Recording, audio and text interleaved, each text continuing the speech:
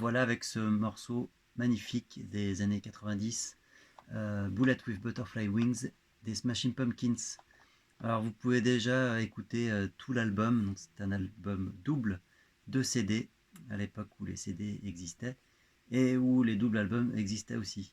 Donc l'album s'appelle Melancholy and the Infinite Madness, ou Sadness Madness. Bon, en tout cas, vous pouvez écouter tout l'album, c'est du grand art. Deux guitares, je vous propose deux guitares pour ce morceau. La première, guitare 1, alors il y a pas mal de parties, il y en a 5 ou 6, hein. Donc on va regarder tout ça. Première partie, c'est le riff principal qui débute la chanson, donc ça ressemble à ça.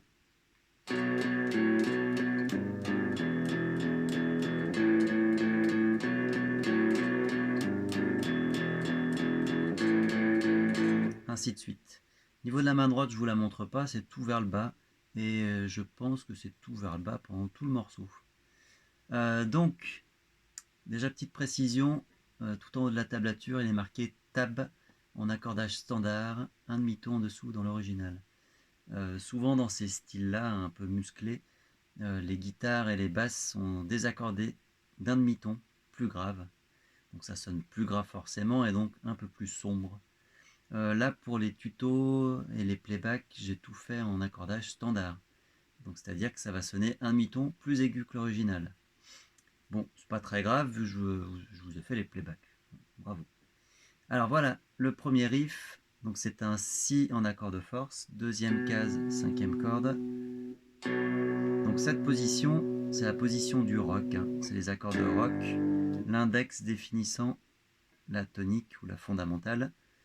Et le deuxième doigt est toujours deux cases et une corde en dessous. Alors j'ai besoin de cette position.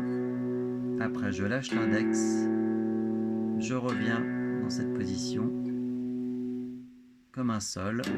Maintenant, comme un mi. Et comme un la.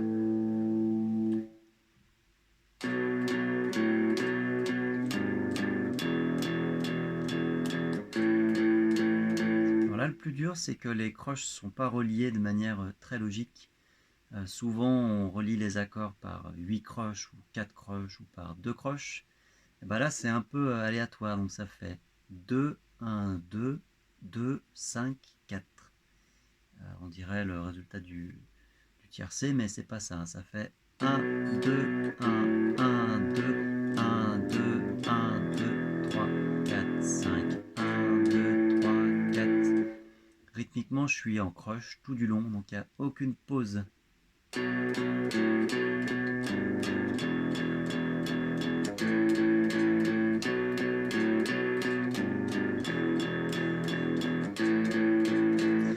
Alors, on va regarder les autres parties. Partie B, c'est les mêmes positions mais dans un autre ordre. Donc, cette position, alors je vais déjà vous jouer la partie B.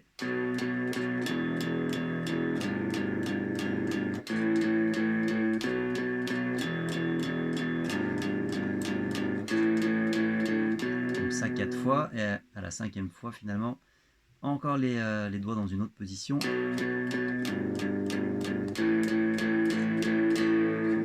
Alors, partie B. Donc, besoin de cette première position, du Mi, du Sol et du La. Encore une fois, les croches sont reliées bizarrement. Ça fait 3, 4, 5, 4. 1, 2, 3, 1, 2, 3, 4, 1, 2, 3, 4, 5, 1, 2, 3, 4.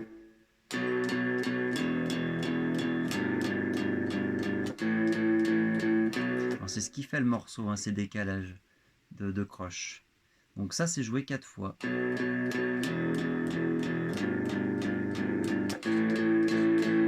Et on sort en faisant cette position, le Sol et le La. Et on va avoir enfin la première pause du morceau, dernier temps de la mesure 6 avec une noire. Les croches sont encore reliées bizarrement, ça fait 3, 4, et après j'ai 7 croches et une noire. Donc 1, 2, 3, 1, 2, 3, 4, 1, 2, 3, 4, 5, 6, 7.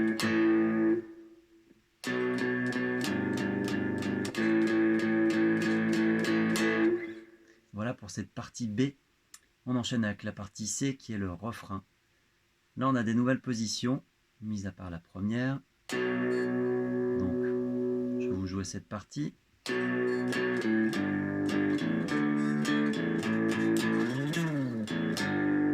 Et on sort en faisant...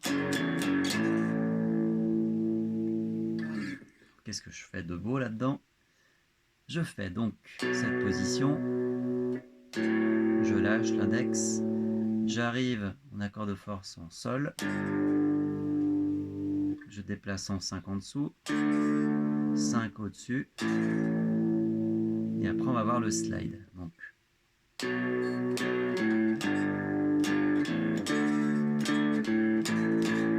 voilà, j'étais sympa parce que j'ai mis des cordes à vide entre les changements d'accords. Donc là, c'est la fête.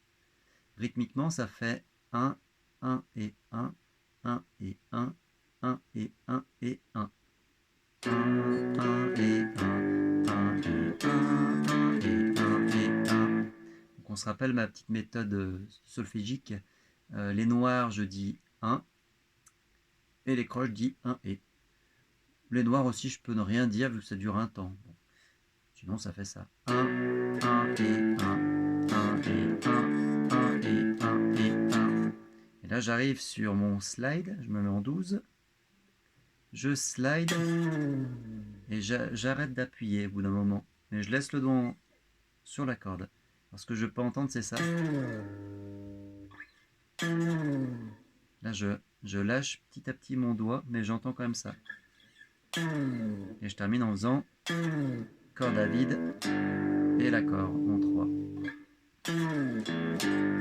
Rythmiquement, c'est le même rythme que le début de la partie C.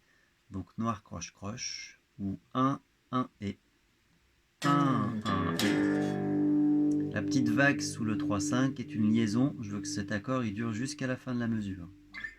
1, 2. Donc si je vous enchaîne ces 3 mesures,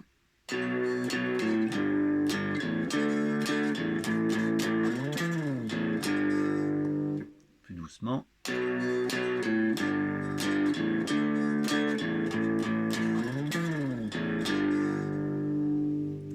Une fois qu'on a fait ça 4 fois, on arrive sur ce riff là. Ça ressemble à un morceau de Gainsbourg. Bref, donc 4 croches, position donc, je lâche, je reviens et 5. Alors, ça peut paraître simple ça, mais souvent c'est l'annulaire qui se lève et pas l'index. Là, niveau des mesures, on a des choses un peu bizarres. On a un gros 2-4 et un gros 4-4. 2-4 veut dire 2 temps dans la mesure, ce qui correspond aux 4 croches marquées en dessous. Et 4-4 veut dire 4 temps. En d'autres termes, l'accord qui est en 5, je veux qu'il dure 4 plus 4, 8 temps, plus une croche. Donc, pour compter, moi je fais comme ça. 1 et 1 et 1, 2, 3, 4, 5, 6, 7, 8. Ou vous pouvez compter comme ça. 1 et 1 et 1, 2, 3, 4. 1, 2, 3, 4. Je vais vous faire toute la partie C, mais sans le renvoi. Donc, ça va donner...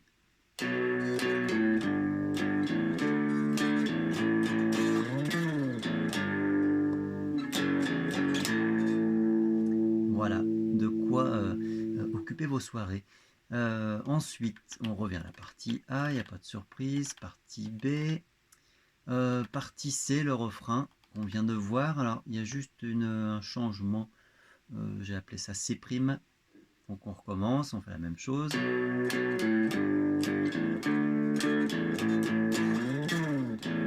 Tout ça 3 fois.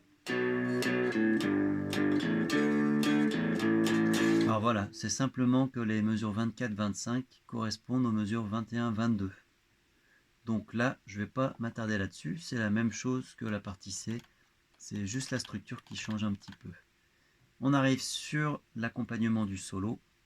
donc le solo de folie. Alors, rythmiquement, là, ça va être toujours la même séquence. Ça va faire 1 et 1 et 1, 2 avec une liaison sur les deux derniers temps.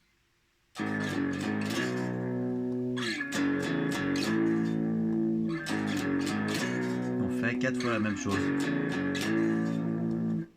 Donc, qu'est-ce que je fais là? Je déplace encore mes accords de force. En 4, en 2, en 4, en 7. Alors là, n'hésitez pas à faire des slides. Voilà, j'ai fait. Et deuxième petite phrase, on décale tout d'un ton. Ah, pardon.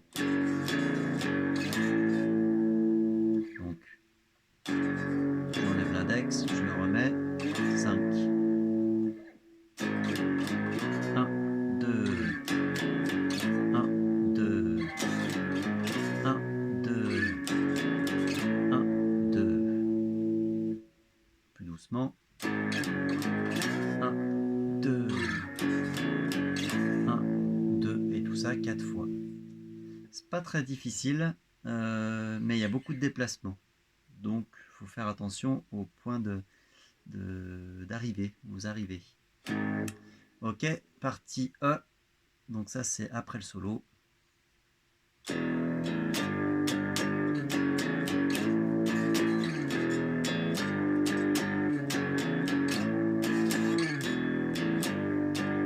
Donc 5 fois ça, et après...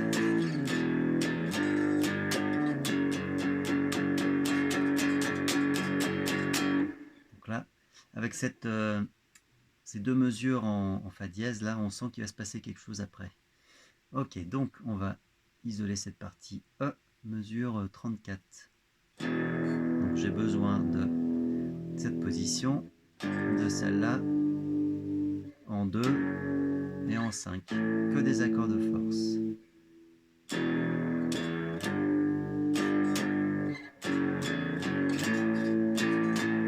Et là, donc on arrive sur un rythme qui n'est pas forcément évident, avec des notes jouées sur le contretemps. Alors moi, je dis les mots, enfin les temps de cette façon. Je fais 1, 1 et chute, 1 et... Oh non, n'importe quoi. 1 et chute, et 1 et 1 et chute, et 1. Alors bon, je dis un chute alors qu'il n'y a pas de chute marquée à l'écran, mais ça aide à bien placer donc l'accord qui est sur le contretemps.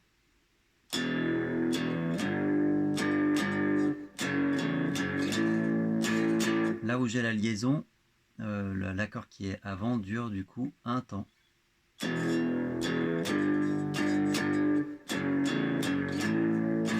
Donc 1 et chute et 1 et 1 et chute et 1 et chute et 1 et 1 et chute et 1. Je vous fais la ligne du dessous. Même début et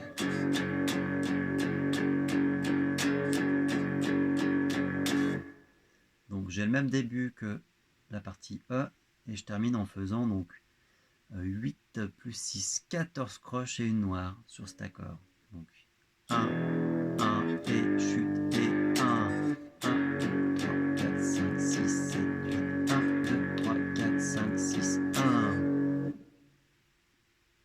Je vous fais toute la partie E mais sans le renvoi.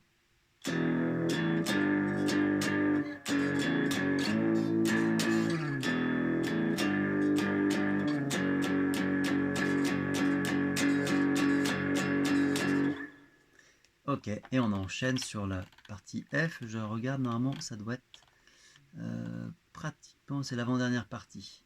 Alors là, on arrive sur un arpège qui est très très beau.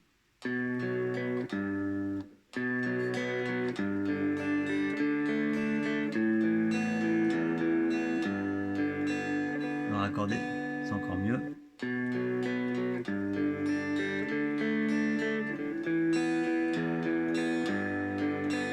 Alors là, si vous faites au médiator, c'est ce que lui il fait, hein. C'est pas facile, hein. Il y a pas mal de plantons possibles.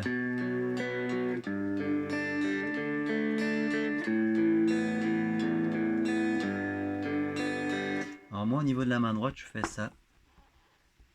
Hop. Donc je fais ba, ba, ba, ba, ba, ba, ba, ba. Non, ba, ba, oh, oh. Ba, ba, oh, oh.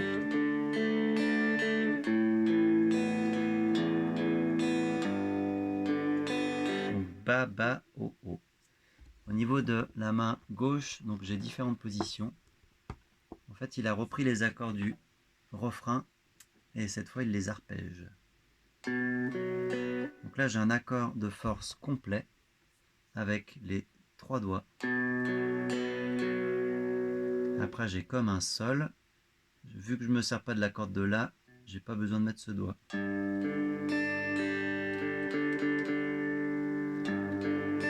Après, comme un Ré. Un doigt en 2. Et on revient en 3, en 0. Je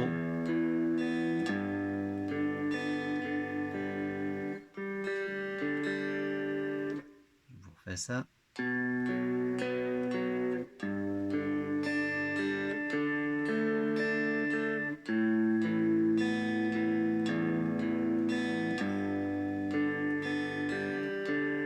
C'est ma corde de Ré qui m'embête.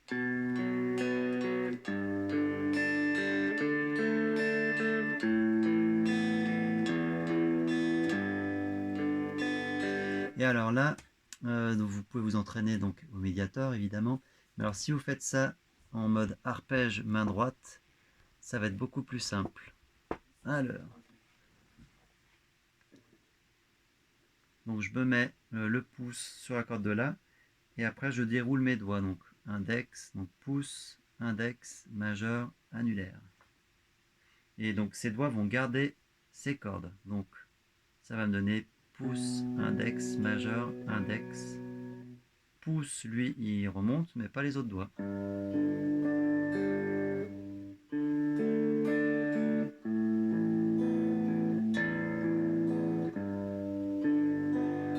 Donc chaque doigt prend une corde. Donc à chaque fois que je vois une note sur les cordes de Mi, Mi et La, c'est le pouce qui s'en occupe. L'index s'occupe du Ré, le majeur du Sol et l'annulaire du Si.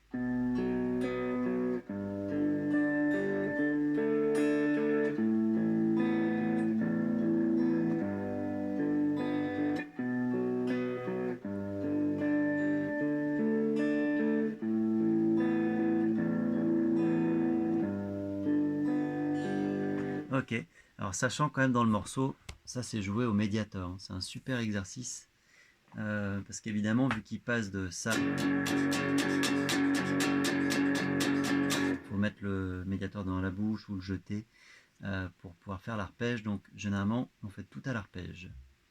En tout cas, me voilà à mesure 45, 46, 47.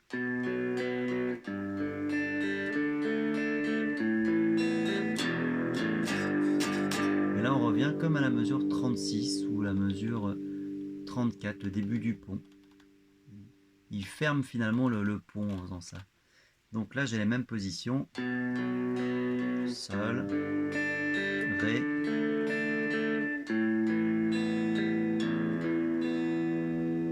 Et là je viens de me tromper.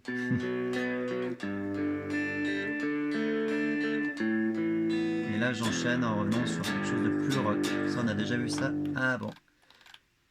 Et enfin, le final, partie C.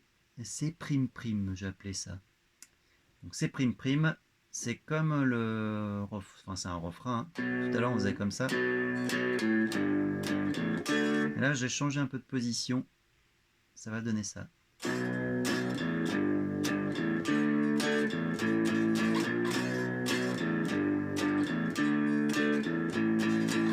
J'ai changé de position pour pouvoir faire la grimpette chromatique là.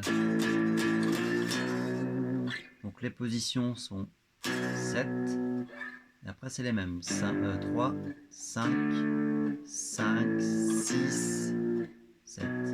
Après il suffit donc de regarder donc les nombres de coups et de croches. Donc au niveau du rythme ça me fait 1, 1 et 1, 1 et 1, 1 et 1 et 1 et 1.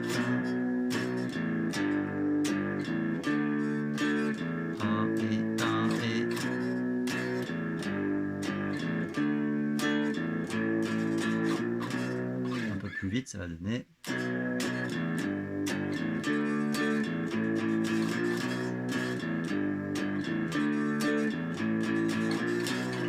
On arrive partie G, le final, que j'aurais pu appeler C''''.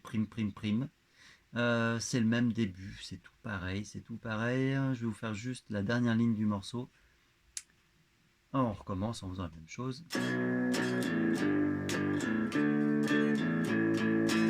Ah là, ça change.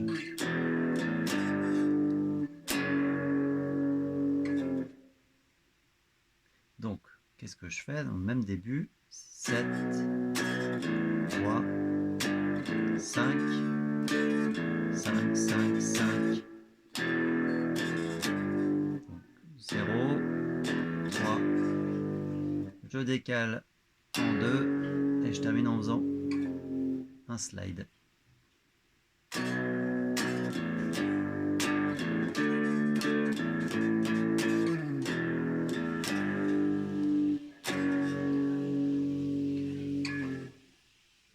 Rythmiquement, donc 1, 1 et 1, 1 et 1, 1 et 1 et 1, 1 et 1, 2, 1, 3, 4. Je vous fais ça une dernière fois, vitesse réelle.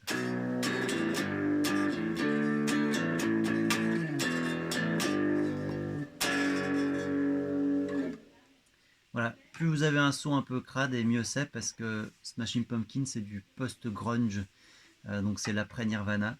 Donc voilà, si vous avez un son un peu cradouille, c'est très très bien. Voilà, j'espère que ce tuto vous a plu. Il est un peu plus long que les autres parce qu'il y avait plus de parties.